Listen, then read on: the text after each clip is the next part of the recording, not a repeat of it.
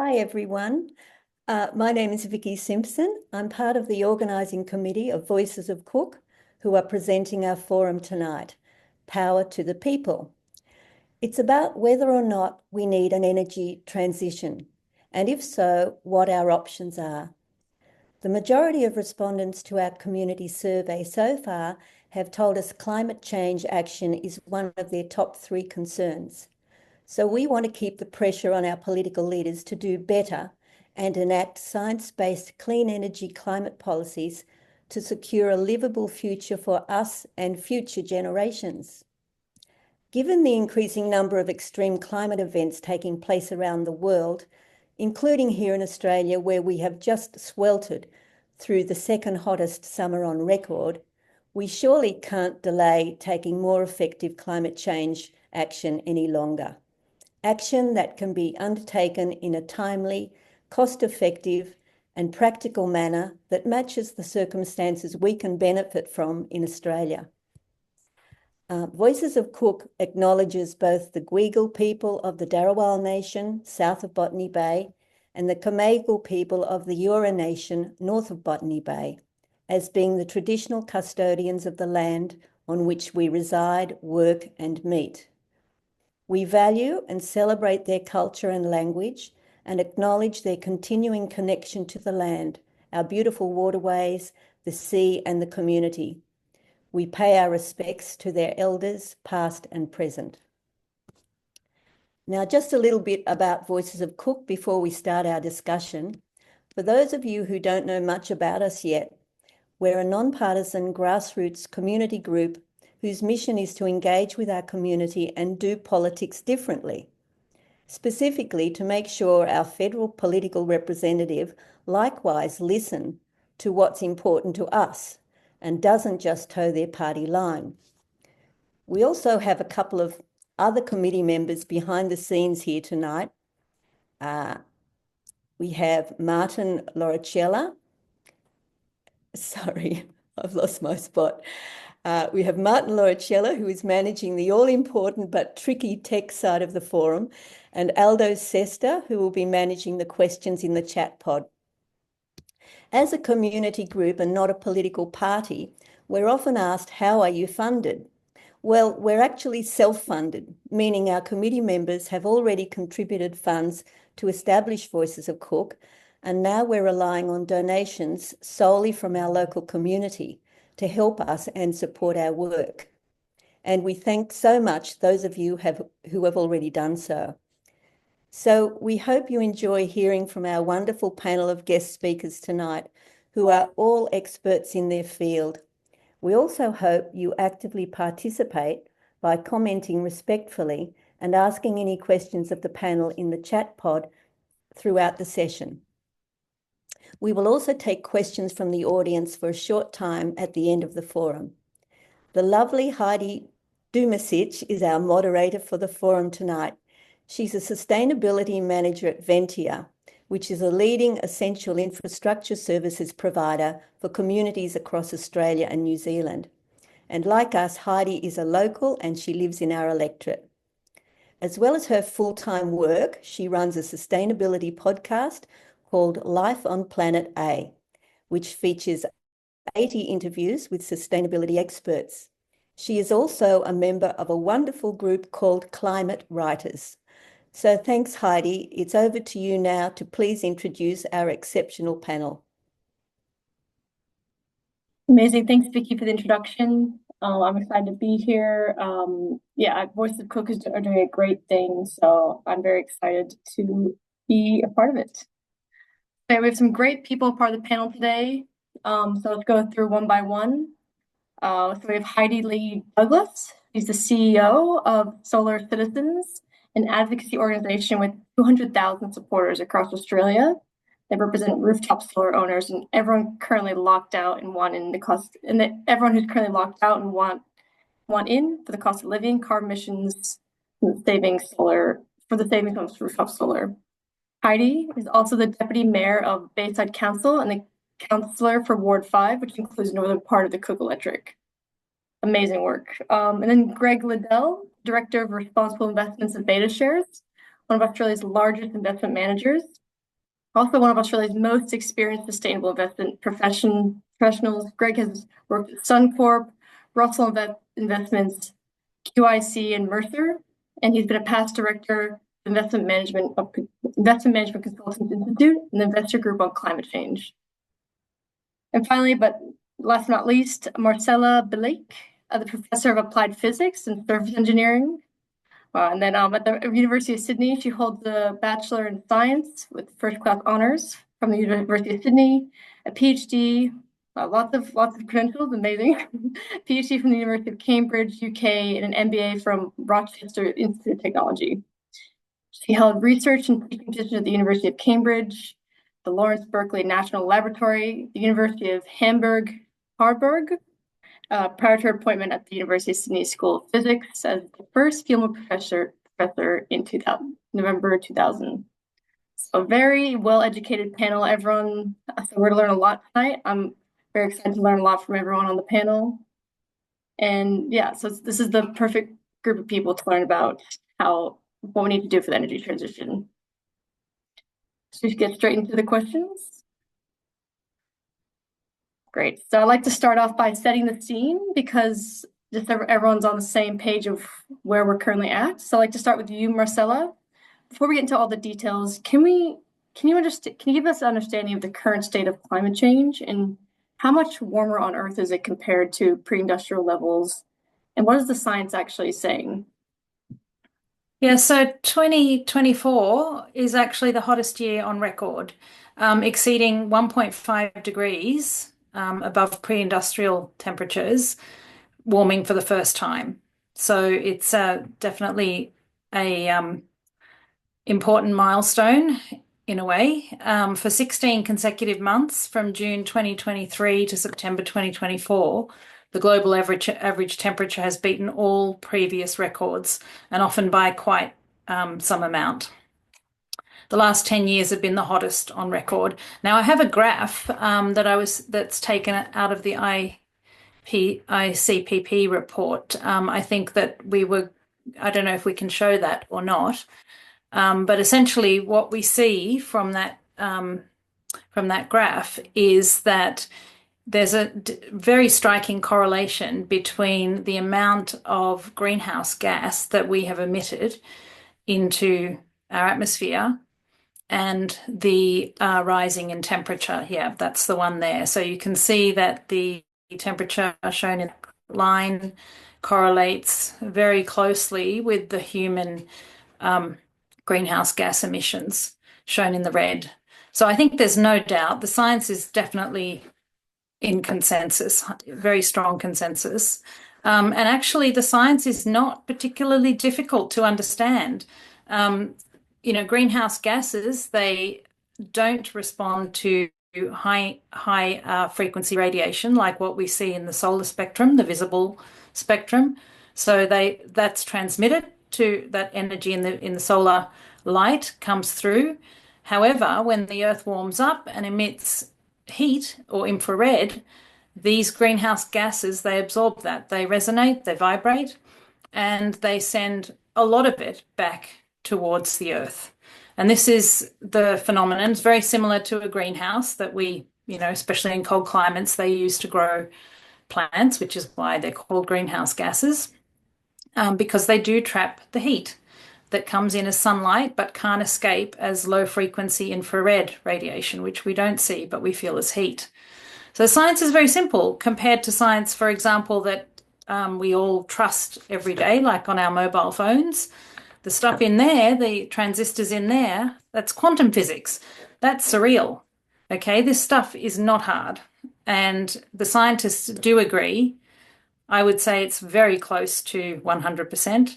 Yes, there's debate about detail, but not about, the fact that this is a problem that we need to face. And it's becoming increasingly urgent because every extra molecule of greenhouse gas that we put up there traps more heat. So this problem's not going away anytime soon, and the only way to stop it is to stop releasing greenhouse gases. Thank you so much. I think, yeah, what you said there is so true. At least I'm glad we're on the same page now. No more climate deniers. The science is real. So I just want to have an open question before we get into more details. So why is action, why is it urgent? Because why can't we wait any longer? And why has it been so slow to respond? Maybe we start with Greg. Your mic Sure. on. I'll come as why has the response been so slow, which is always a good question, because if you go back 25 years, the consensus around the need to do something about climate change at the time of the Kyoto Protocol was actually stronger than it is today, which is a little bit weird, given every year that goes by, our certainty around the science just gets stronger and stronger and stronger as it keeps getting warmer. So at least in Australia, it comes down to politics. So in 2008, Kevin Rudd asked a very sensible economist by the name of Ross Garnaut to put together a plan on how to deal with climate change in Australia and how to reduce our emissions. Ross put together a very, very sensible plan. He tried to get the Greens to support it, and the Greens didn't support it because it wasn't perfect. And we can talk about Bob Brown's legacy to Australian politics. That left Kevin Rudd, or at least Penny Wong, trying to negotiate with the Liberals. Malcolm Turnbull was the head of the Liberals at that time.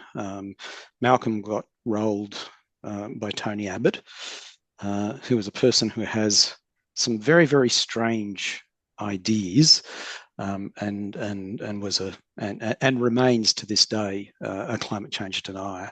And ever since then, we've had this climate change culture war. The consequence of that climate change culture war is that we've had no policy. We have not had a stable policy framework, which means all those investors out there, all those asset owners and fund managers and people with capital to deploy on the transition haven't done it in Australia. There's been more certain policy settings overseas, particularly in Europe, and what we've had is really a strike.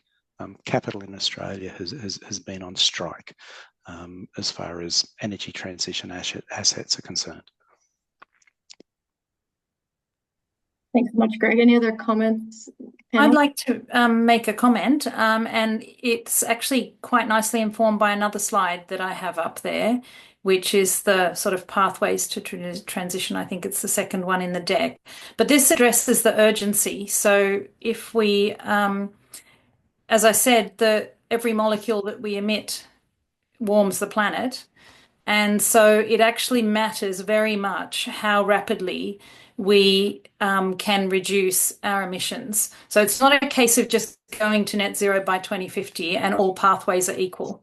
Actually, if you have a look at that graph, what you can see there is that the lines cross. So the ones that go down very steeply initially, around about now, they don't go much below zero. Now, the lines that do go, every line that goes below zero is CO2 that we need to get back out of the atmosphere in order to keep temperature below a given level. So that the blue is plotting for 1.5. If we want to stabilize at 1.5 global warming, then we will actually, for most scenarios that are modeled, the fact that the blue lines are spread is because there are a number of scenarios and there's some uncertainty, of course, in every model. But you can see that most of the blue actually eventually go negative, which means we need to develop technologies to take those excess molecules back out to stay below 1.5. We need to get them out of the atmosphere. And we don't have those technologies yet. And it's not even clear that we, how quickly we can develop them and how costly they will be. We do have those technologies. The trouble is they cost about $2,000 a ton. That's right. To take it out of the atmosphere, to catch it when it's being released, it's a different story, and maybe we can do something there. But that's only going to save us from molecules that we haven't yet released. So it is really urgent to start reducing and as fast as we can. And we do have the technology to do that. Exactly, and that's what Heidi's working on. So yeah, I think that's a great answer to the question. We'll definitely get to Heidi in a bit. I just want to get into dive into the politics a bit more now. So basically why the response has been so slow is because of politics, and it's become a culture war, which is a bit unnecessary, but that's what's happening. So can we go over how what are the policy proposals on energy and climate action, and how do they differ between Labor, Liberals, and Greens and Independents? Independence is a broad category, but yeah, what are we looking at the different proposals for climate action? Do you want me to have a first crack at that? Yeah. Yeah, sure. Okay, so probably just step back a little bit. In Australia, the energy market is regulated by the Australian Energy Market Operator, known as, from here on in referred to as AEMO. And every 2 years, AEMO brings out an integrated system plan that has some scenarios in it. The Labor Party policy is basically AEMO's step change scenario, which sees a rapid build out in renewables, 82% by 2030. Labor also has a $20 billion spend on grid upgrades under rewiring the nation. Where Labor is a little bit vague is on closing down existing coal. And of course, they also are approving new fossil fuel projects, including expanding coal mines. So there is an assumption in Labor policy that Australia will reduce our emissions, but the rest of the world, and particularly Southeast Asia and Japan, will keep importing Australian coal and liquid natural gas. The coalition policy is basically AEMO's progressive change scenario plus nuclear. So that's a much slower build out in renewables. And by the time we get to 2050, 38% of our electricity coming from nuclear, with the first plant to come online in 2036. The problem with that is there's a big gap. And that gap is going to be filled, or the intention is to fill that gap by extending the life of our coal-fired power stations by about 10 years. And we've seen some modelling produced that suggests that that'll produce at least an extra $1 billion, an extra 1 billion tonnes in emissions from the electricity sector, and about 2.5 billion tonnes from the economy overall. One of the big differences between the Liberal and Labor plan, and it doesn't get enough attention, is that Labor is essentially providing incentives for the private sector to build the infrastructure, while the coalition are talking about spending taxpayer dollars to build it.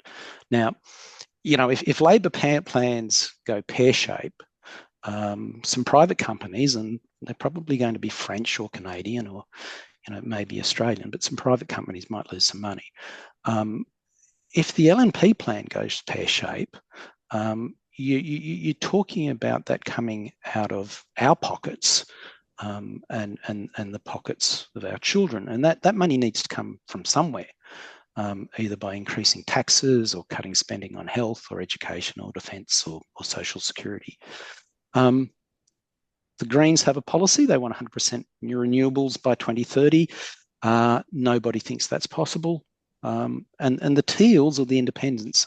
Let's talk about there's lots of independents. There's far fewer Teals.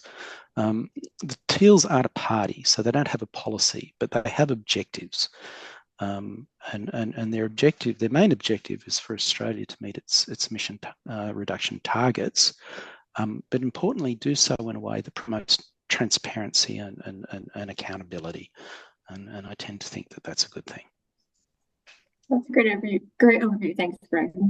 Heidi, do you have any comments on some of the different policies and what you see as main differences? Or Oh, Solar Citizens advocates for the rights of rooftop solar owners and also to remove barriers to the rest of the 60% of the population that doesn't currently have access to rooftop solar. So we have been pushing all sides of politics to create policy announcements around those areas. And we have seen some progress with Labor over the last few years, much more so than had been happening previously with the coalition government federally. And we are still pushing them for other initiatives. Like we would love an extension of the small scale renewable energy certificate battery rebate that we have for solar currently for home batteries, to tie home batteries with home solar so that we can use our cheap, clean, renewable energy day and night. But we're also pushing the Liberals for that as well. And we've seen Allegra Spender come out with a People Power plan where she suggested that we get $25,000 worth of home loans to enable us to get batteries from the federal government, plus solar on social housing, and a policy for solar for renters as well. So we're very much aligned with that type of policy and would like to see all parties step up to the plate. We're quite concerned about the push for nuclear because it threatens a rooftop solar switch off. So at the moment, Australians have invested $25 billion worth of their own money into having solar on their roofs. And a lot of people, like in Queensland, up to 60% of people in some communities have rooftop solar. But if we have nuclear proposed, that has to run 24/7 to be economically viable. And so they will have to actually cut off rooftop solar at people's inverters to create the space on the grid for nuclear energy. And that's a really big risk to carbon reduction and also cost of living savings for everyday Australians. So we are very much fighting the push for nuclear because we do not believe it's necessary in Australia with so much abundance of the possibility of renewables tied with storage. Thanks, Heidi. Russell, any other comment before we move on to misinformation? I'm sure there's a lot of out there. Misinformation. Yeah, so we live in a huge world of different misinformation going around, and it's easy for it to be fueled by social media now because social media is easy to access. You can post anything, any opinion or that you want at any moment. So what are some of the most significant misinformation? What's some of the most significant misinformation out there that you see, Greg, at the moment, and what are the facts around them that you want to debunk? It's interesting. I write a little bit about climate change policy from time to time. My favourite is always that climate change is a hoax invented by the Chinese to destroy American manufacturing. That's a tweet from Donald J. Trump back in 2009. There is this thing called Brandolini's Law, which I'm sure some people are familiar with. It's the theory that it's a little bit more than a theory, but it's that the effort needed to refute bullshit on the internet is 10 times the amount of effort to produce it. And particularly in the area of climate change and energy, there's no shortage of bullshit, of misinformation. So the first one I'd like to deal with is this idea that you cannot run a grid on 100% renewables, and that's linked with this obsession with baseload power. Mark Jacobson's a professor at Stanford University, and he published a paper back in 2009 that showed that you can run any grid anywhere in the world on 100% renewable energy using existing technology, and he challenged people to prove him wrong. And so far nobody's been able to do that. And in fact, as it goes on, and we get grids with higher and higher penetrations of renewables. Scotland, for example, has many days where it runs 100% on renewables. It's just saying it can be done. It's not a technologically difficult thing to do. The second one is this idea that the total system costs of renewables is somehow significantly higher than fossil fuels and nuclear. And it's usually tied to some claim that the transmission costs are significantly higher, certainly way higher than the CSIRO publishes in its annual Gen Cost report. Last year, my favourite, and I mean that sarcastically, my favourite think tank, the Institute for Public Affairs, published a paper called The Ruinous Cost of Free Energy. And you can back out of that an assumption that the transmission cost for new renewables is $200 per megawatt hour. No credible analyst puts the number any higher than $10, and it's probably somewhere between 5 and 7. You could actually dip the Y's in silver and still not come up with that number. And yet there's this pervasive myth that somehow, despite the fact that the sun is free and the wind is free, zero fuel costs, that the total costs of renewables are somehow higher. Great, thanks for debunking that. It's very true, and I sent across those papers. We need to send them to everyone. So yeah, let's get into technology. So I just want to start with an open question, but I think we'll go, Heidi can talk about solar, and then Marcella, we can talk about another type of tech, and then Greg, maybe a little bit of nuclear intro. Briefly, what are some of our options for energy supply that are reliable and do not lead to further climate change? So do you want to go over what solar is, Heidi? Just yeah. Well, I'm really excited at the moment about the transition to more renewable energy on rooftops across Australia, because I think we have an opportunity right now to really democratize our energy system in a way that we haven't experienced before and be world leaders, continuing to be world leaders in this area. We already have the highest uptake per capita in the world of rooftop solar. And in that sense, many homes are both energy producers as well as energy consumers. And we have this distributed energy system. So that means that people can create their own energy and use it on site. And therefore, we don't need as much transmission, and we can be more reliable, more sustainable, and also have our own reliability within our own homes for power. If we can tie that with batteries, then we become our own energy producers and consumers even more so.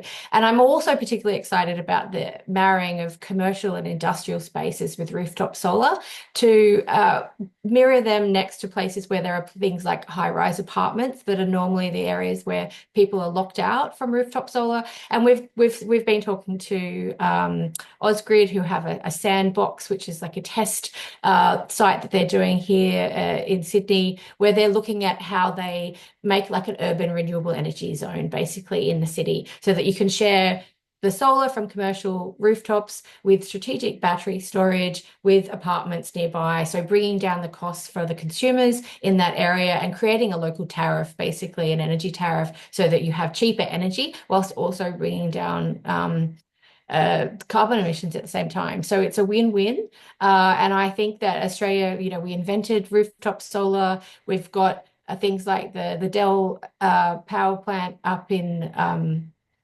the Hunter Valley, transitioning to have a copper-based solar manufacturing plant there, so that we can have even more efficient rooftop solar that's Australian-made, that we can use to compete with China as we put more solar on more roofs. So I think there's a lot of really great opportunities in Australia if we just get behind and back distributed energy resources and consumer energy resources, and stop worrying about this nuclear debate. Like, let's just get on with it. Let's make sure that by the end of next year, when COP31 happens, we've got more good news announceables to make to the rest of the world about how they can also transition to cleaner, cheaper energy systems. Yeah. Could I just add something to that? So Australia has a real opportunity here to be a net exporter of energy, because we have so much solar and wind, and there is this capacity investment scheme now that Labor's rolled out, where private investors are actually building huge facilities, both in wind and solar. I was working with one of the companies that's building the biggest solar array that the world has ever seen in Northern Territory near a town called Elliot.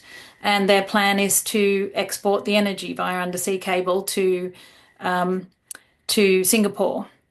So there's a lot of opportunities. And the other factor that sometimes is touted against solar and wind is the perception that it takes up a lot of land, and that's actually not true. Because most of these facilities are built on agricultural land and they don't interfere with that use of the land. In fact, they provide a bit of extra income to the farmers in that case, which is pretty welcome, given that they struggle with droughts and unpredictability associated actually with climate change. So I think that's something that we need to keep in mind and just keep focusing on that opportunity, the fact that we have so much, just our solar flux, we need to use less than, I think, 5% of our land in total. And don't forget that's mixed use, because we're now building the solar panels higher so that you can graze sheep and cattle underneath, you can grow crops. And, we only need to use 5% of the land to power the entire world. So, we have an awful lot of energy that we could export if we tapped it with renewables. Yeah, and Greg, do you have anything else we could talk about in terms of energy supply or export? Yeah, actually that Sun Cable project that Mike Cannon-Brookes is, that's phenomenal. That's really exciting stuff. Look, there is talk about the fact that that renewables are intermittent. The sun doesn't always shine, the wind doesn't always blow. But that means they do need to be firmed. And some of the most exciting stuff that's happening at the moment is in batteries. Both the lithium ion type battery that if you look at the Hornsdale Power Reserve down in Adelaide, is the world's first big battery. But also they're doing a lot of stuff around reduction oxidization flow batteries, which is very, very exciting. They have a lot more capacity than your average lithium ion battery. The Chinese are doing some good things. And then about pumped hydro. As well, one of the things that I don't think gets enough attention, certainly doesn't get enough attention in the integrated system, in AEMO's integrated system plan, is pumped hydro. We've got, in this country, we have this obsession with building big nation-building plans. People who are fans of Utopia on the ABC will know that nation-building plan is the three most expensive words in the English language. ANU have done a lot of work looking at sites for smaller pumped hydro, about 100 sites up the East Coast. I'd like to see more of that progressed. At the moment, AEMO is kind of falling back on flexible gas to firm renewables. Flexible gas is it's great. It responds quickly, but it's expensive, and it comes with its own emissions. So if we could do a little bit more around pumped hydro, that would be good. Yeah, amazing. So do you feel like all the panelists say that if we had a mixture of solar, wind, pumped hydro, and batteries, that could be our energy mix, and we could fuel all of Australia with that? Would that work? Yeah, I've overbuilt renewables. Have the batteries, have the pumped hydro. The Germans have this wonderful word Doppelflaut. And people who work in renewables know Doppelflaut. It basically means dark and still, a lull in both wind and sunshine. A lot of the ISP, a lot of the effort goes into modelling. How many days are we going to have a wind and solar drought that we actually need flexible gas? And AEMO suggests that sometime around about 2039, 2040, we'll need flexible gas about 21 days a year. But Griffith University modelling suggests that it's going to be no more than 7. So there's a little bit of uncertainty there around how much gas we need. And the answer is that the more renewables we build, and the more we can get on with building pumped hydro, then we're going to need less gas. So yeah, gas doesn't seems a bit of a myth that we need more of it as well. We export most of it anyway. I went to the climate integrity summit, and they talked a lot about our climate gas exports and how Japan buys most of them, but then Japan sells it as well. So we're kind of fueling Japan's gas economy, but they don't need that economy. It gets worse than that. It gets worse than that. So on this, we're building a gas import terminal down at Port Kembla. Fortescue Twiggy Forrest is doing that. Most of the gas that's actually mined on the east coast of Australia, and particularly in Queensland, is sold under fixed contracts to the Japanese. Okay. At quite low prices. Like the spot price of gas has gone up a lot since the Russians invaded Ukraine.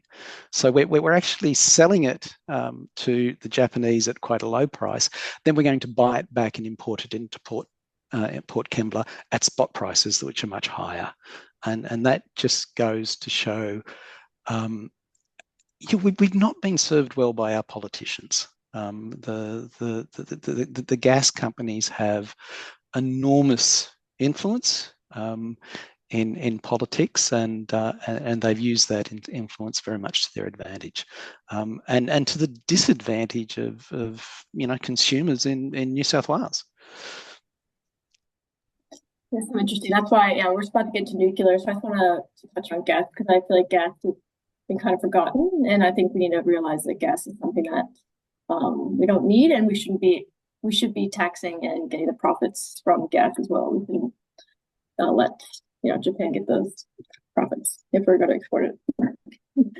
That's my little opinion. But yes, in terms of nuclear, what is the difference between a nuclear reactor at the Opal reactor at Lucas Heights versus a full-on nuclear power station? Because we do have some nuclear already, but it's used for different purposes. So, yeah, Marcella, what are the differences?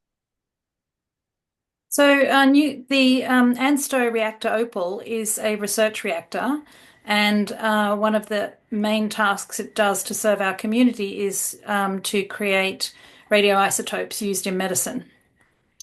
And as a research reactor, it's actually a net energy consumer. So it uses more energy than it produces in its neutron flux. So it's producing a neutron flux, which is used both in research. I use it in my own research to look at how neutrons interact with materials and study the sort of microstructure and the nanostructure of materials. And of course, it's also used for the radioisotopes, which go to hospitals to treat people. And a nuclear power reactor is a much bigger beast. It's designed to create energy, net energy generator. It, of course, uses more fuel, creates more nuclear waste. So very different systems. I see one of the issues I see with nuclear energy as a part of the energy mix is that you can't shut them down easily. It's just like coal has this same problem, that coal-fired stations need to be run at least at some level. There's a minimum amount of electricity that they need to produce all the time. And this has sort of led to this myth of baseload, if you like. We often think of baseload as a baseload in demand, and perhaps there is some minimum demand, but it's very fluctuating and it's very seasonal. But what baseload really is the minimum level of production from these coal power, and if we had nuclear plants as well. That's what's led to the low pricing. You have off-peak pricing in the past, and that's an effort to try and bring up demand to meet that baseload, because otherwise you would have an unstable grid because you're producing much more than is being used. I think in the future we actually have pretty much all the technology we need to make smart or responsive grids, that would take energy generated by many small generators, like Heidi was talking about the rooftop solar, other, renewable plants scattered around the country, and feed those to users. Again, a distributed pot of users, if you like. And we have that technology. It's kind of the same sort of stuff that's done with the internet. You have a lot of producers of information and a lot of consumers of information, and you need to figure out how to route that through the network. So the same sort of thing can be done with a grid. And I think that having a lot of base load in that with the mix of renewables would be causing problems and would require, as Heidi said, switching off unnecessarily our renewable capacity at times. Interesting. Before we go on, can we define what a baseload power is and why it's necessary? Yeah, I guess I sort of touched on that in the last answer, but yeah, the baseload power is it's really there because, or the fact that we have a baseload power is because we can't shut down coal-fired power stations. And I mean, there is some level of minimum demand, but as I said, it fluctuates a lot. I can't put my finger on a baseload demand. Martin, can we throw up slide 3? Yeah, because when I heard baseload demand, that always comes back to like, we need baseload, the renewables, and yeah, batteries will help without hydro, but I think people tend to ignore that, and then they think that they just believe that gas and nuclear could be the baseload. But yeah, well, here we go. Yeah, not that one, the one prior to that. That's the one. That's the one. So the idea of a base load 25 years ago was that electricity demand was a lot more stable than it is now, and that these big coal or combined cycle gas, and now we're talking about nuclear, that these plants would churn out very reliable electricity to meet this minimum demand. What you've got there is you've got the South Australian electricity grid from the 26th of August last year, and the bit there that's in yellow in the middle is rooftop solar. About 40% of the houses in South Australia have rooftop solar. The bit under that is commercial solar, and when you add those together, then they're meeting 100%, more than 100% of the demand in South Australia in that period in the middle of the day. Now, South Australia doesn't have any coal. It has flexible gas, and you can see the flexible gas there. It has wind, and it has a battery. And as time goes by, it'll have more batteries. Now, as Marcella said, coal is always on, and nuclear is always on. Now, in that situation, the way the energy market works is every 5 minutes there's an auction. The coal and nuclear have to dispatch their power, so they have to put their electricity into the grid. They can't turn it off. Now, in the middle of the day, in this particular day, the wholesale price of electricity is negative. These companies actually have to pay to put money into the grid, and that is why in a grid with even a reasonable amount of rooftop solar and even a reasonable amount of commercial solar, you can't make money out of baseload power.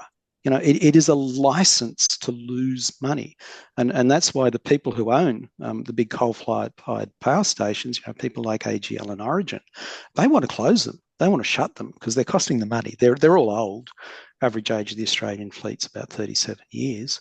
It costs money to keep them running, and they're losing money. So they want to close it. So anyway, anytime you hear somebody talk about baseload power, they really and that includes Peter Dutton, is they really don't understand what a modern grid looks like. Interesting. Okay.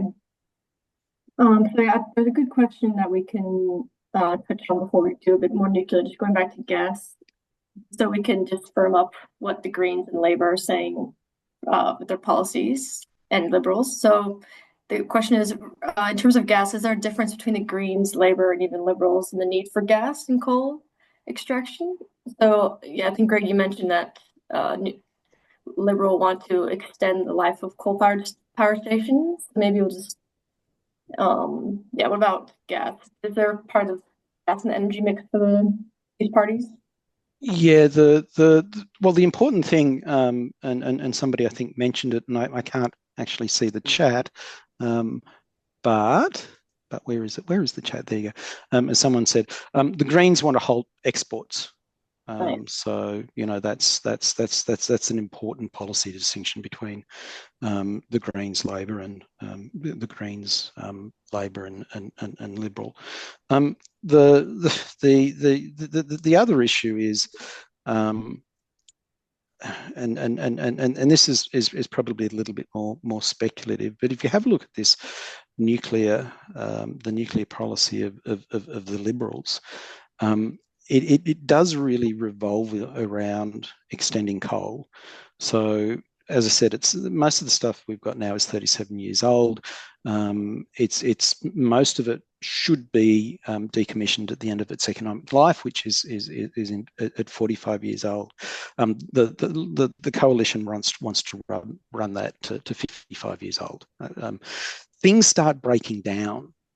Like there's really good data that once you start extending coal-fired power station beyond 50 years, you're going to have unplanned outages that is going to take it offline around 30 or 35% of the time. Okay. So that means that one of these things goes offline unexpectedly.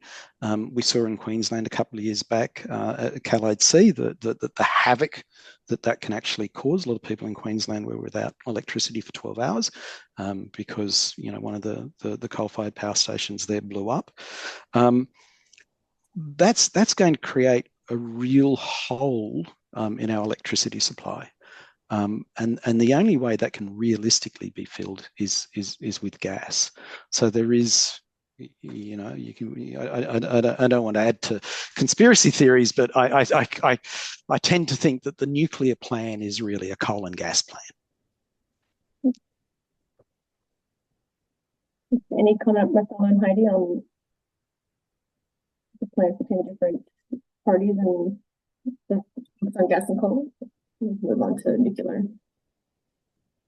Well, I mean, I think we would like to see more action from Labor on things like the battery policy that I mentioned before. We don't directly campaign on exports, but, I personally am very concerned about climate change, and I think we need to transition off of fossil fuels, including the exports as well, as quickly as possible. So, I think that there are also different factions within the Labor Party, and some of them might be winning and some of them might not be winning. But, I think given a choice at the moment, I definitely don't think that a nuclear plan is the right thing for rooftop renewables and the community of rooftop solar owners in Australia, which is 4 million homes, and 10 million people live under a home currently powered by solar, rooftop solar.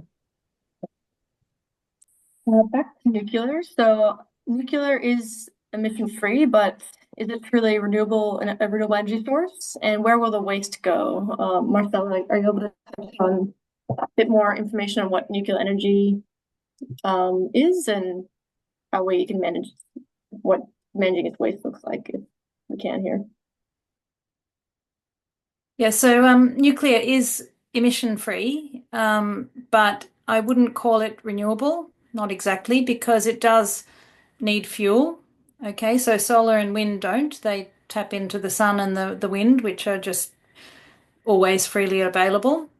Nuclear actually needs us to mine uranium and enrich it. So there's a significant amount of effort that goes into that. So the fuel will never be free.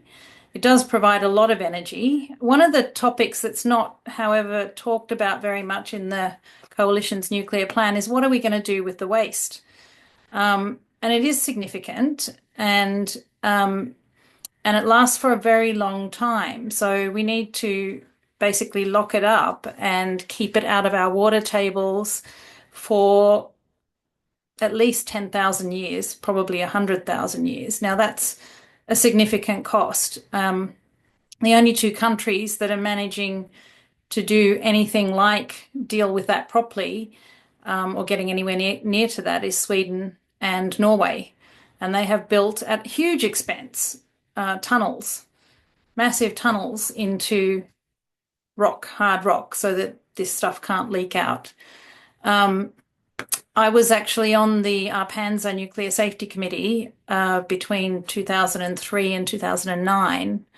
One of the jobs I was tasked with as part of a subcommittee was to come up with a plan for a low-level waste repository to be sited in Australia. So we were doing geological surveys, we had to pick a site, we had to ensure that the geology was appropriate, look at water tables and so on. So it was quite some effort, and we did that. We came up with a proposal. We even had agreement from the South Australian government regarding use of that site.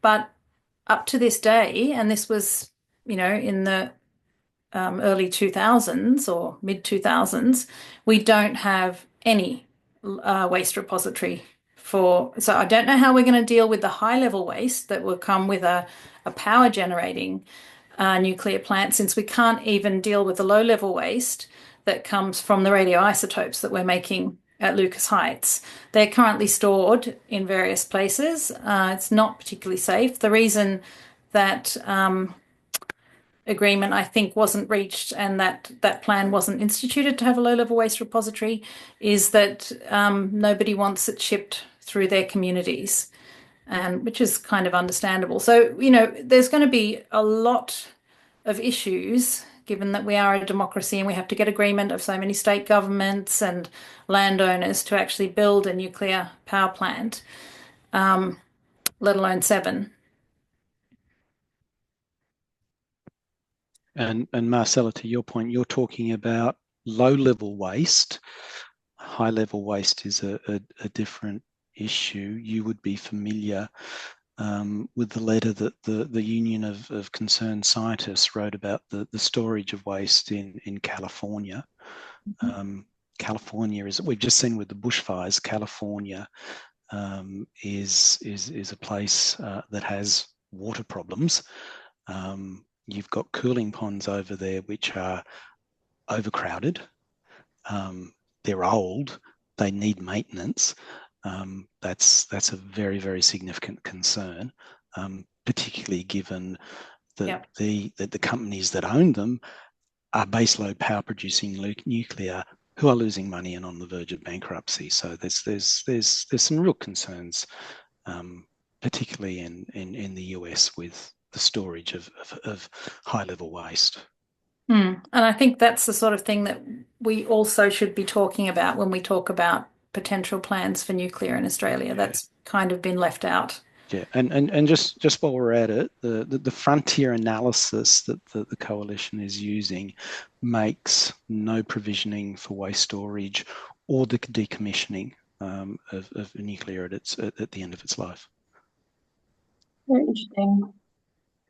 So let's move on to some solar technology. So yeah, Heidi, can you tell us about rooftop solar and the opportunities there, and as well as some of the challenges? Obviously, there's waste produced from rooftop solar as well, and so just managing. I'm kind of curious about the challenges of managing that and what you see. But yeah, I'd like to see the opportunities and challenges from rooftop. I think I spoke quite a bit about the opportunities for increased solar potential across Australia, and that includes for renters, social housing, apartments, and strata, the 60% of the population that's pretty much currently locked out. So we've seen some good moves here in New South Wales. We've had a solar for apartments scheme just announced by the New South Wales government. We're continuing to push at both the state and federal level for policies to remove those barriers to rooftop solar for those communities who are currently locked out. We've seen the federal government invest $500 million in energy efficiency for social housing, which includes solar for social housing to reduce those energy bills. We're continuing to work on that. We're continuing to particularly work on things like pushing the transport-oriented developments that have been proposed here for Sydney, which is 40 high-rise communities around train stations, 185,000 homes to be delivered in the next 15 years, to make sure that they are future-proof for clean energy, so that they have solar, batteries, EV charging, and no gas. Because what we've found is to retrofit an apartment complex is very difficult. We've been running a pilot project here called Electrify Wallay Creek, which is in the Bayside local government area, just south of the airport, Wallay Creek. Many people might pass through it on the way down to Cook. And it's only a fairly recent high-rise development, but those apartments were not built for future-proof for clean energy. So they don't have electric vehicle charging in their car parks. They all have gas. They find it very difficult to even find an induction stove top to fit into their cut stone benches, to replace it. So it means rather than just a $100, you could get a $100 induction stove top and pop it on the top of a bench top. But if you want to actually replace the whole cooking mechanism, it's a $10,000 exercise for the consumer. So we have been putting pressure on the state government, on the Planning Minister, Paul Scully, to make sure that those transport-oriented developments are future-proofed for clean energy. So there's lots of opportunity at the state and federal level for clean energy, and I think that's why it's really important to have advocacy groups like ours to continue to work with grassroots communities and push for research and do research and push for policy outcomes. And important to have groups like Voices of Cook out there, increasing the awareness in the community about what the options are for our community and breaking through some of that misinformation. In terms of circular economy, I think that is definitely a growth area for Australia. We have a limited supply of silver globally, and so we do need to do as much circular economy as we can, especially with also those rare minerals that we use for batteries as well. And I think that's an area of focus for us at Solar Citizens moving forward, is making sure that we have that circular economy set up here in Australia to make best use of those resources long term. Yeah, amazing. There's few solar manufacturers like SunDrive using more copper in their solar panels, which is a more readily available resource. But yeah, definitely lots of innovation in the solar and battery area that we just keep growing on. Very exciting. Yeah, that's come out of University of New South Wales, that particular innovation to switch to copper. Yeah, apparently it's being more efficient as well. So then traditional, so it's great. Australian innovation. So the cost. So yes, lots of claims around the cost for all these different technologies. The coalition's plan said they'll cost around Australian taxpayers more than $300 billion to build nuclear plants at 7 sites across the country. So how long, in terms of nuclear, how long would it take to build these 7 nuclear reactors? And would we need all of those 7 to be operating at once? So this is the coalition's plan. So how would it actually work operationally, and would it provide enough power for our needs? Marcella or Greg? Did Greg drop off? We just lost Greg. I mean, while we're waiting for Greg to get back on, like, my understanding of the nuclear plan is it's not very detailed, and we're still waiting and asking for a lot more detail. Like, particularly we're writing to Dutton at the moment to say, what about rooftop solar owners? What are you going to do about them? Like, there's so much that's not been provided yet that I don't even think it's really what I would call a plan. I would say it's a sketch. Yeah, definitely. It doesn't seem as detailed as what we need, and the assumptions behind it don't seem robust enough. There's lots of assumptions that don't make sense, like the economy doesn't grow apparently, or that don't like that. Hey Greg, welcome back. We're talking about the $300 billion coalition plan to build nuclear. And Heidi made a good point that the plan is just a rough sketch. And so, do you know any details on how it actually? Yeah, what this would actually? How long would it take to build 7 reactors, and would they be all operating? And does this make sense? Yeah, rough. I do like that, a rough sketch. I'd like to I'd like to someone to tell Danny Price at Frontier Economics that it's a rough sketch. In terms of how long, sorry, oh dear, I've been reading and I recommend this to anyone who has access to LinkedIn. There's a really good consulting engineer by the name of Ian Nichols, and Ian, among other things, built the transmission cost database for AEMO, and I said that Brandolini's law, it takes 10 times the effort to refute misinformation. Ian has put in that 10 times the effort to go through that frontier analysis with a fine-tooth comb, and he points out 20 specific errors in the modelling, and I can go into the big ones if we want, but certainly one of them is around how long does this stuff take to build. So the coalition plan has it talks about 7 different reactors on 7 units on 5 different sites. So there's 2 sites that have 2 units on it, and the rest have a single unit.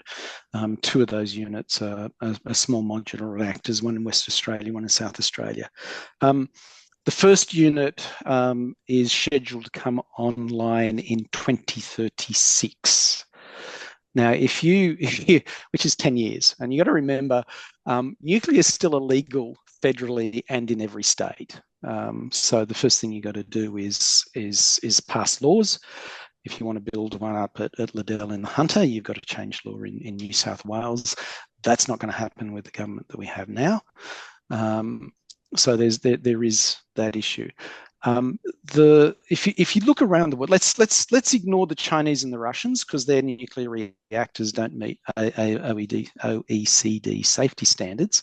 The South Koreans have built 26 reactors at 4 sites since basically since the 1970s.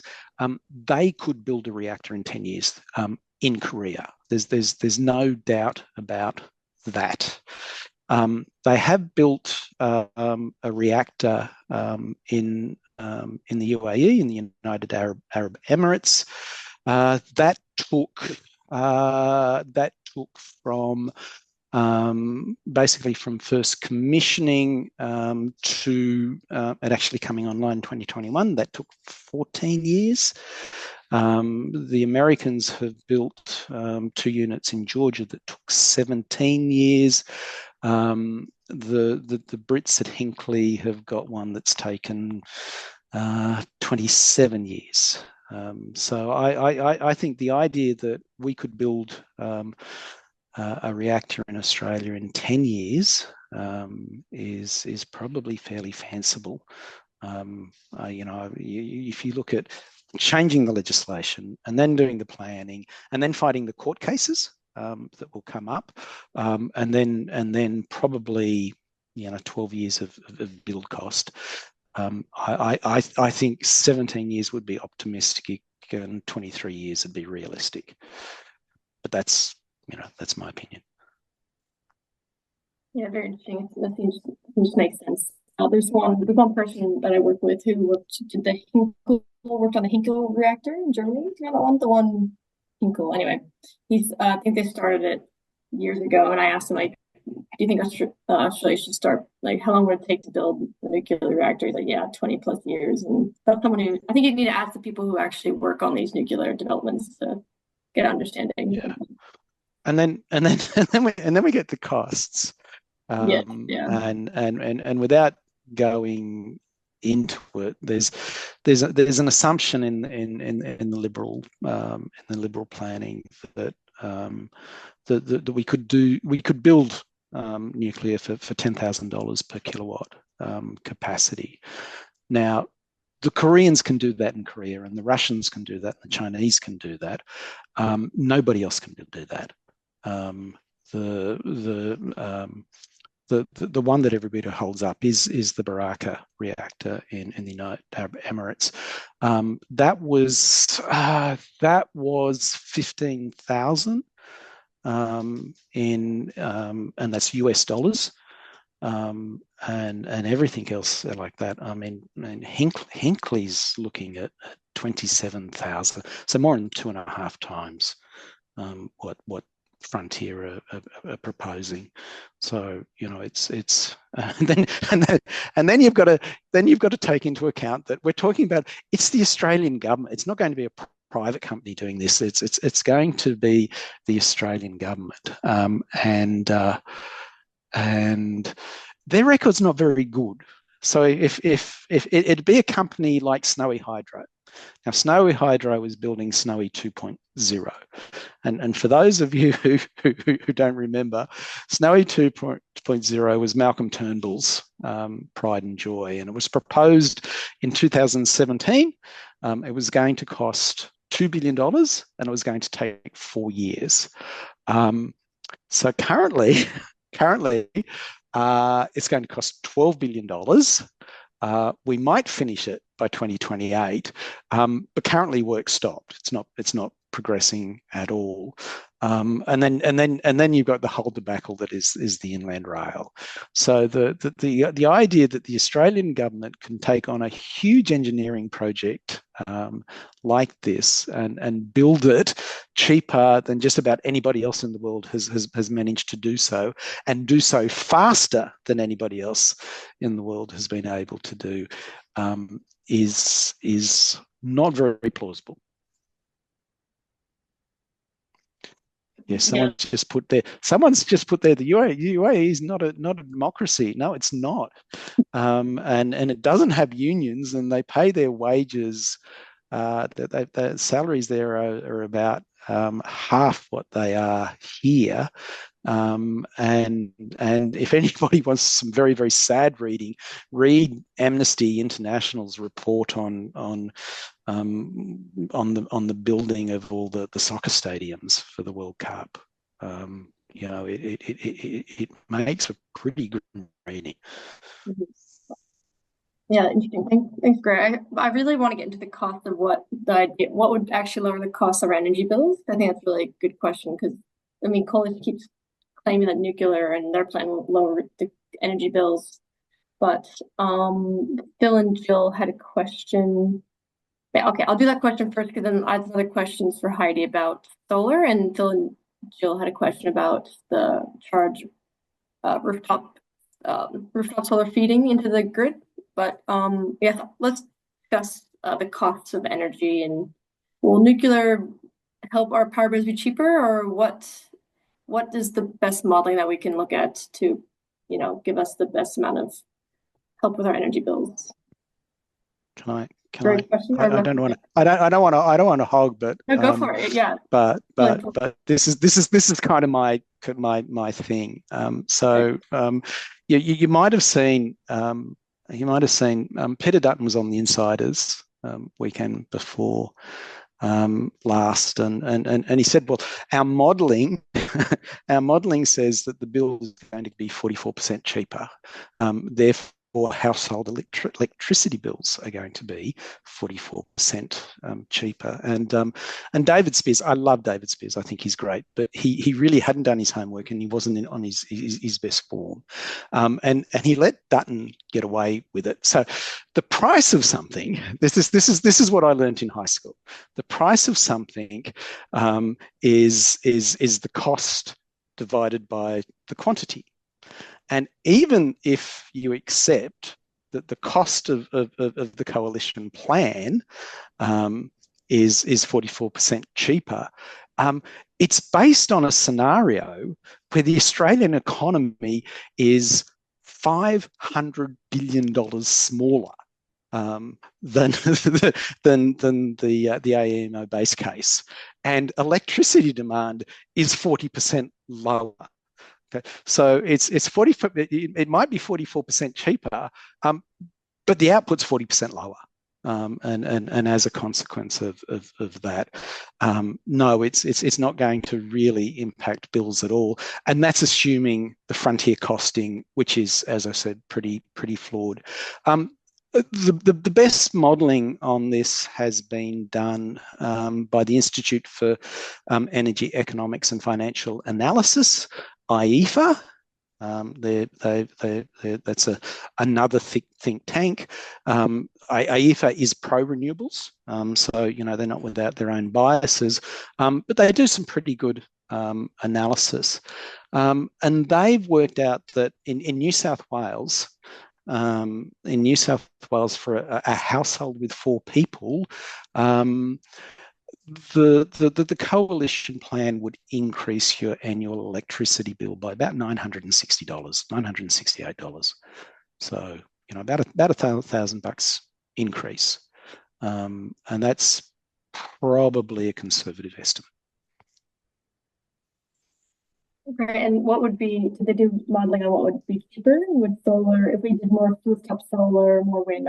I mean, there's evidence, Heidi probably knows, or Marcella, about, when you have a rooftop solar, you're saving money on your energy bills. That's the whole point of building. So if everyone just builds more solar, we'll be saving, and then maybe money. Is that correct, Heidi? But more rooftop. Well, yeah, I mean, so basically the analysis is that the cost of nuclear energy will increase your energy bills.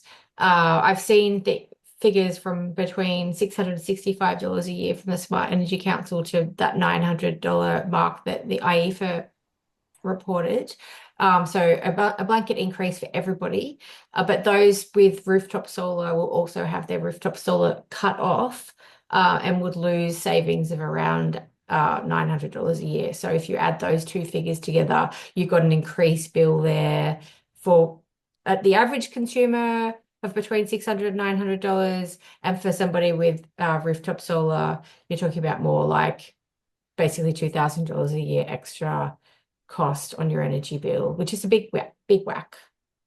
Yeah, so big concern, especially because they're also putting a cap on how much renewables they're wanting to allow into the grid as well. So that would mean that future rooftop solar owners are also locked out of the energy grid, the transition to clean, cheaper energy and home generation of energy. So that's also a big concern, I think, given that we want to reduce energy poverty. We want to reduce the inequality in the energy system currently.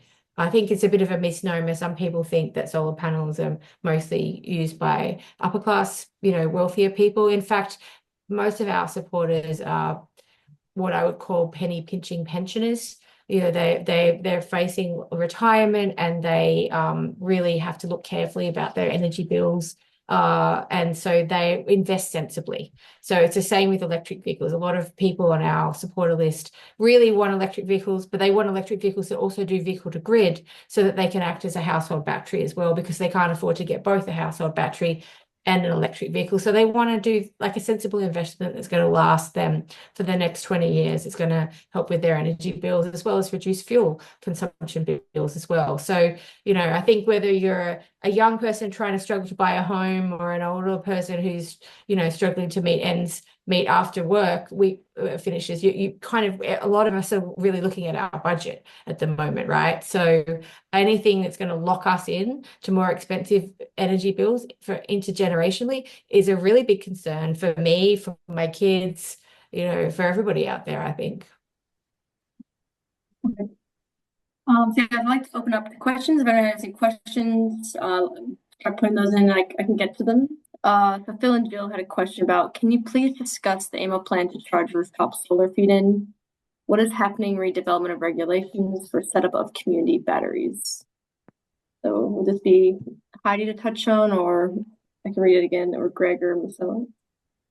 Well, I think the sun tax. Yeah, I think feed-in tariffs are on the decline. I think initially people were getting quite healthy feed-in tariffs, and these days not so much. But I think the biggest benefit these days from rooftop solar is cost avoidance. So it's about reducing your energy consumption from the grid and not having to use energy during peak periods, which is where batteries come in. Because as Greg was saying, the way our energy system works, it's just basically an auction. So whatever's cheapest, you're bidding for. So during the day, we've all got that great rooftop solar that was on Greg's grid there before, this big duck curve of cheap energy during the middle of the day. Because we don't have the storage tied with rooftop solar, we don't have that available at night.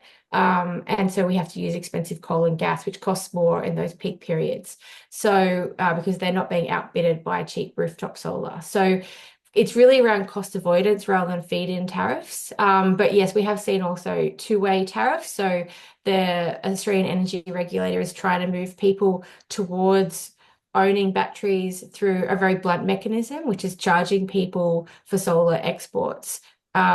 We campaigned hard here in New South Wales against that, and weren't able to stop the two-way tariffs, but were able to get the state government to commit to a battery rebate for New South Wales. So we now have the Peak Demand Reduction Scheme battery rebate, which enables people to get, I think it's $2,500 off a new battery and another $400 if they join up to a virtual power plant, which for everyone that I've spoken to who is part of a VPP, they're making money on a fairly regular basis from buying and selling energy into the grid. So I think the AER it's a pretty blunt mechanism, but what it shows us is that we are vulnerable to things like rooftop solar switch-offs, to the government cracking down on energy being exported from our homes into the grid during the day if we don't have those protections for consumers.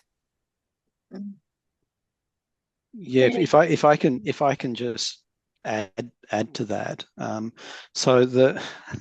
So the government, Ted O'Brien has said that the nuclear will come on. It will earn a commercial rate of return. For nuclear to earn a commercial rate of return, you need a wholesale price of electricity of probably at least $175, probably $200 per megawatt hour. And at the moment, I think last year the average price of wholesale electricity price in New South Wales was about $122. Okay, so for nuclear to work, as Marcella said, you need to switch solar off. You've got to get it out of the grid. Now you can do that with solar. Solar has inverters, and you can switch solar off, which you can't do with coal or nuclear. Now in New South Wales, there's the proposal to introduce this thing called the emergency backstop mechanism, which means that any solar installed from about 1 July onwards, the energy company or the regulator will be able to turn it off. Okay, and they can do that without asking you. Okay, but for people who've already got solar, they can't do that. So they need to almost come up with a way to encourage you to do that yourself. And the only way they can do that is to have a negative feed-in tariff to actually start. So most of us now who've got solar, and I've got 14.1 kilowatts on the roof, so I also have a battery. I fill my battery up, and then it goes. What's left over goes into the grid, and at the moment I get 7 cents a kilowatt hour for that. They're going to start charging, and they're going to start charging at a significant enough number that it motivates you to go outside and turn your inverter off. And if the coalition plan comes up, that is kind of inevitable. So to Heidi's point, if you have solar panels on your roof, you really do not want this LNP plan introduced. For some facts for people to help if they want to describe this at home to people, how much would you save if with a solar panel generally that you see, Heidi? Is there a number that? Well, it sort of depends on the size of your system. Yeah. Like people with the good old days. I think I put a 1 kilowatt inverter or something, a 1 kilowatt system on my home in Tasmania like 10, 12 years ago. But now most new systems are around the 7 kilowatt, but then I think around Greg's is future proofed at that 14 kilowatt. So obviously it depends on the size of the system. But the average we say that most people save is around $1,200 a year. Yeah. So help me and my dad have been debating nuclear versus solar, so I'm writing these all down for my knowledge and also to talk to my dad. So he has some funny opinions. Yeah. I mean, you will save even more once you get an electric vehicle and you can run your car on sunshine as well, because actually a lot of our bills go, a lot of people have $100 a week fuel bills. So once you transition out of fuel and use sunshine to power your car, that's an even bigger saving per year. Yeah, the car's just a big battery. You can just put all your extra in there. Perfect. That's on its way. The technologies for vehicle to grid is on its way, and the standards have been passed. The federal Labor government did a release of policy at the end of last year. So now that we've also had the new vehicle efficiency standard passed in this last term of government, that was long overdue, but that was basically a policy to provide carrot and stick for manufacturers to bring a broader range of electric vehicles into Australia, so that there are the more inexpensive models here as well, not just the luxury items. So we will be getting more and more electric vehicles, enabling us to run those cars on our rooftop solar as we move forward. Amazing. So yeah, I think we touched on a lot of different topics, but I'd like to just end our conversation with, what does an ideal future look like for each of you? What would you want Australia to look like? Let's start with you, Marcelo. You could wave. Yeah, so I think I think that there are incredible opportunities for us to grow our economy, exports, to bring manufacturing back using distributed solar, wind, basically pretty much fully renewables, firmed by pumped hydro, as Greg said. We have lots of sites for that, and batteries as well, for the shorter term sort of storage. Apparently, if everybody switched to electric cars, the battery capacity there would be 5 times what the Snowy 2.0 is going to deliver. So it's pretty incredible, the resources that we actually have if we go to a distributed power network. And I also have visions of building sort of manufacturing in a distributed fashion as well, sited together with these renewable energy generation facilities. And there's a lot that we can do there, and we can be creating a lot of jobs as well, because renewables actually have a higher employment intensity than fossil fuels or nuclear, in fact.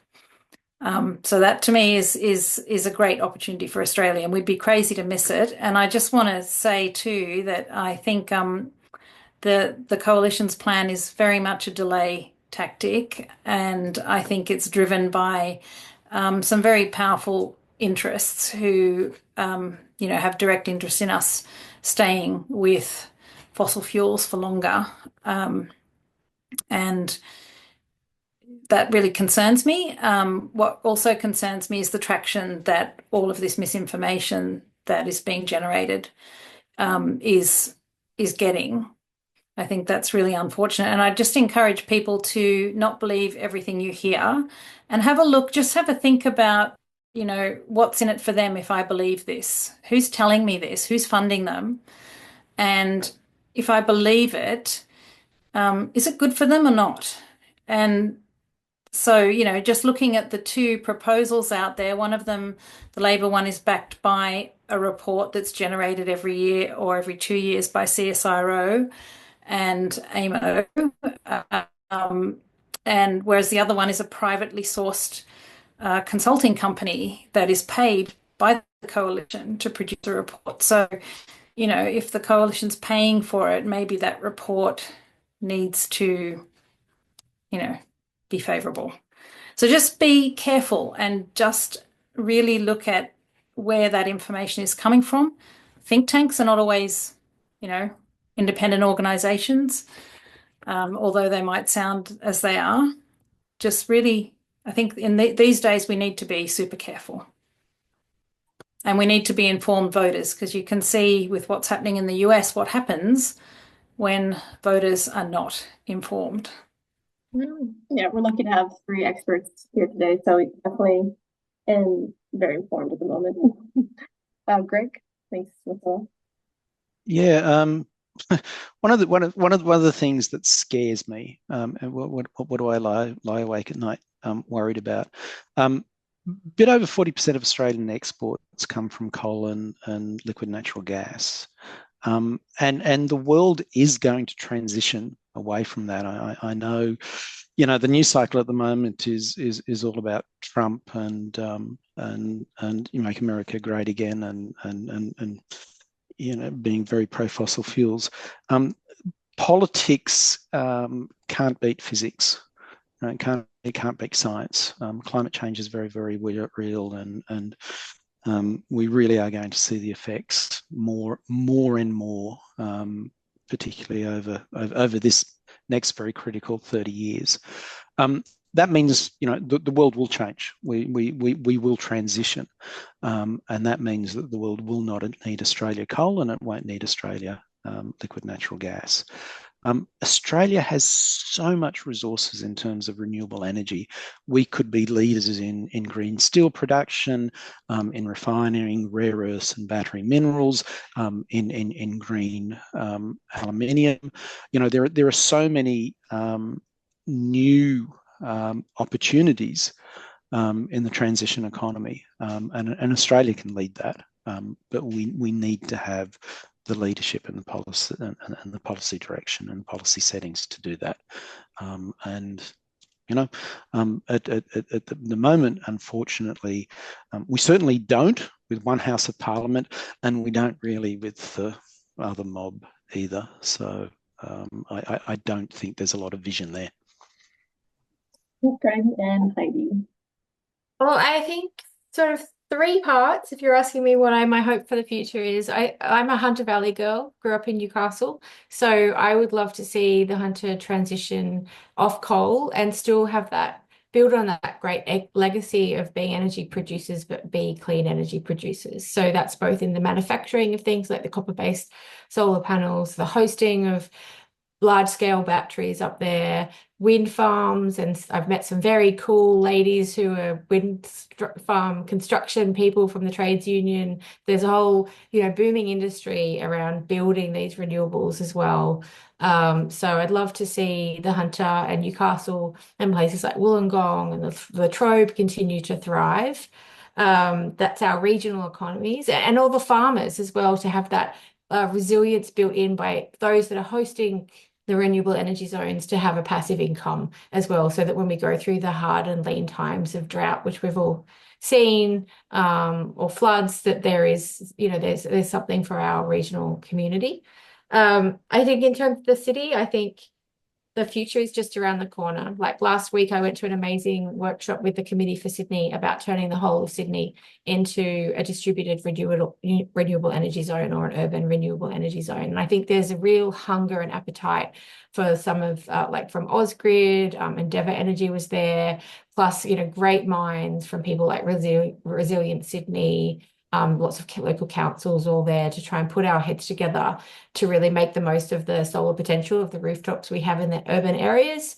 And we can move faster, I think, there, because we don't have the same social license issues that have been sort of whipped up into a frenzy in some of the regional communities around transmission.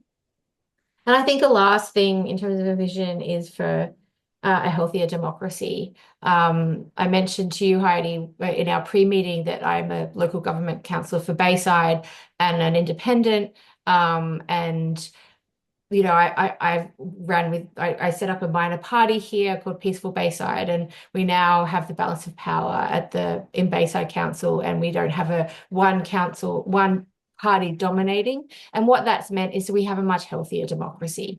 And I think there's this big beat up around minority governments and having a crossbench of independents that makes, people say it might make the government unstable. But what I've found in my small community here is it actually has made it much more democratic. And so I really hope that after this election, there is a very high chance, a 60% probability that we will see some sort of minority government, whether that's a Liberal working with a crossbench or Labor. And I really do hope that that is a very healthy, robust, democratic kind of leadership for Australia, where we don't have we don't have just one party dominating all the time. Thanks so much. I think that's a great point to end on. And yeah, I'll hand it over to Vicky now.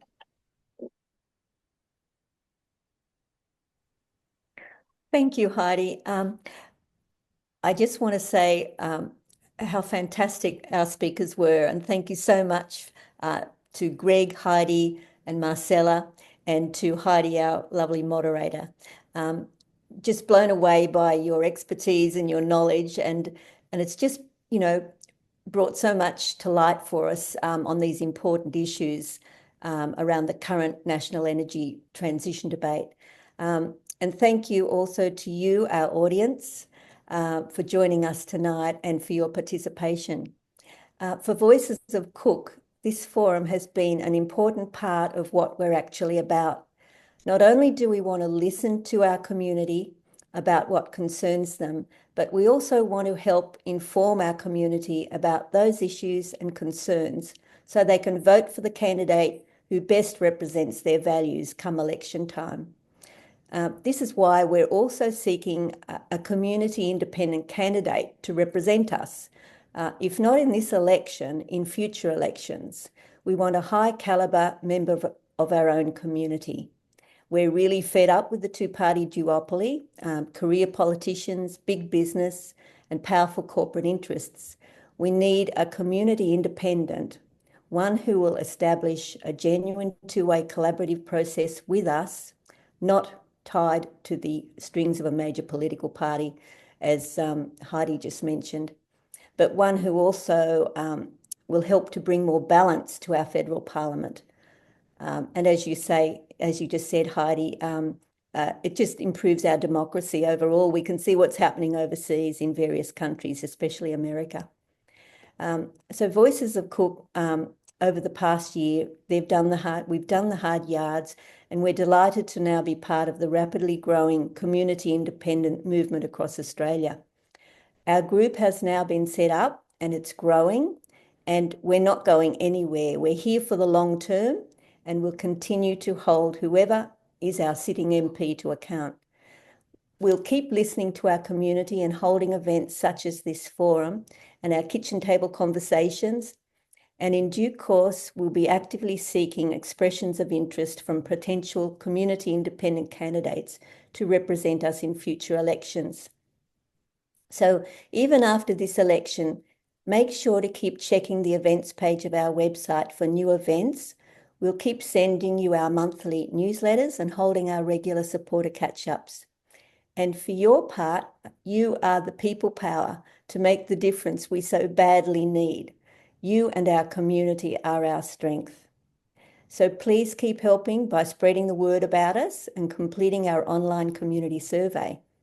Share it far and wide with your friends and your family and your networks. And if you haven't already, why not join us and become a member of Voices of Cook? All you have to do is head to the Get Involved page on the Voices of Cook website, which is the links in our chat box.